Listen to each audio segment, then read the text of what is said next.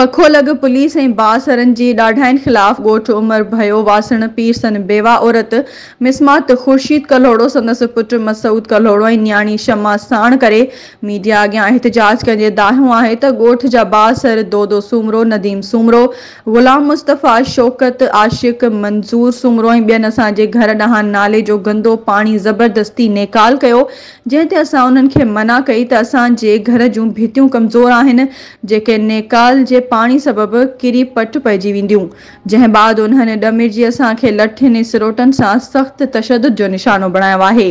हुननि वधीक दाहींदे चयो त मूं अहिड़ी दाह SSP लाड़काणो खे लिखत में ॾिनी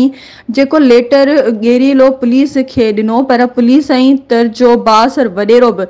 बासर जवाबदारनि सां ॿिट बणियल आहिनि ऐं गेरेलो पुलिस असां मिसकीननि खां फ़रियाद वठण लाइ बि तयार कोन आहिनि। जॾहिं त पुलिस असांखे इहो चई वापसि मोटाए छॾियो त कंहिं वॾेरे वटि फ़ैसिलो करायो। पीरसन औरत दाहींदे चयो आहे त मां मिसकीन बेवा औरत आहियां, केर बि असांजो तदारुक करण लाइ तयार नाहे। हुन IG Sindh DIG police Larkana SSP police Larkana खे अपील कंदे चयो आहे त मुंहिंजो इंसाफ़ करे बासरनि ख़िलाफ़ केस दाख़िल करे असांखे तहफ़्फ़ुज़ फ़राहम कयो वञे। Report Abdul Waheed Mayo.